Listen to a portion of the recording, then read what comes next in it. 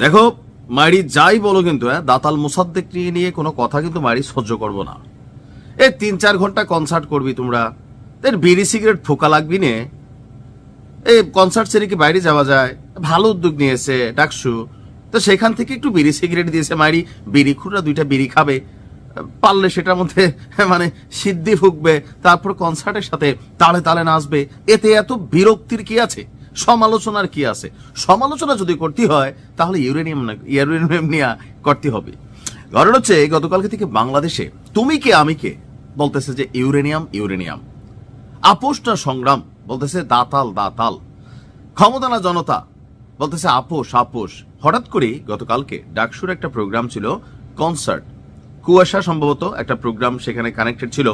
তো সেই কনসার্ট ঘিরে নানান বিতর্ক, এমনকি বাংলাদেশে যেই পরিমাণ ইউরেনিয়াম আছে সেই পরিমাণ ইউরেনিয়াম দিয়া ভারতকে উড়াই দেওয়া সম্ভব।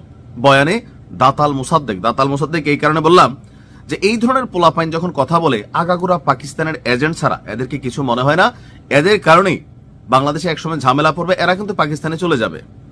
কারণ মোসাদ্দেকের যে আইকিউ লেভেল এতটা লোয়ার মানে কোয়ালিটিতে আছে, আমার নিজের কাছে আশ্চর্য লাগছে।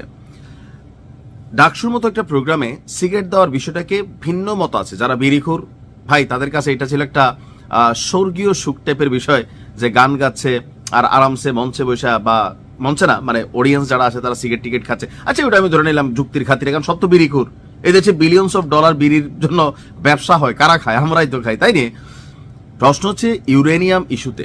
এখন আমি যতটুকু ঘাটাঘাটি করলাম, বাংলাদেশে যে ইউরেনিয়ামটা আছে, তো এই ইউরেনিয়ামের পরিমাণ কতটুকু, এটা কি পুরাটা আসলে উত্তোলনযোগ্য, বা এই ইউরেনিয়াম তোলে বাংলাদেশ কি কোনো কিছু করতে পারবে না?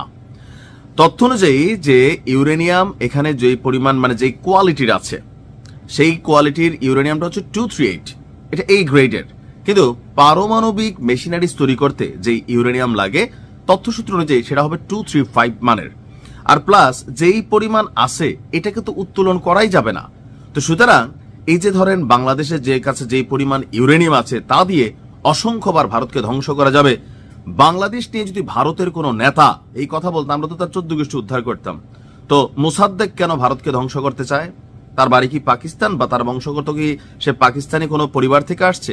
ভারতের সাথে আমরা তর্ক করব, আমরা ভারতের সাথে ন্যায্যতার ভিত্তিতে কথা বলবো, তাদের সমালোচনা করব, আমরা কন্টেন্ট বানাবো, তাদের বিরুদ্ধে প্রতিবাদ করব যখন আমরা অন্যায্যতা এখানে কানেক্টেড হবে, অথবা আমরা জুলুমের শিকার হব।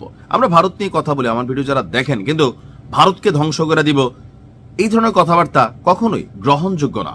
বুঝতে হবে যারা কোন দেশের এজেন্ডা বাস্তবায়ন করে। যে ভারত যে মাঝে মাঝে বলে যে বাংলাদেশ থেকে এই সরকার, বর্তমান সরকার, তাদের আশ্রয় প্রশ্রয়ে ভারতের বিরুদ্ধে ষড়যন্ত্র হচ্ছে, এই কারণে ভারত দেখেন বাংলাদেশের সীমানার আশেপাশে তাদের পুরোনো দ্বিতীয় বিশ্বযুদ্ধের বিমান ঘাঁটিগুলো চালু করছে, নৌঘাঁটি তৈরি করতেছে, সেনাবাহিনী সেখানে মানে প্রস্তুত করতেছে, শিলিগুড়ি করিডোরে যেই পরিমাণ প্রস্তুতি নিচ্ছে, কোনো সময় কিছু হলে তো ছুঁয়ের মধ্যে বাংলাদেশ নাই।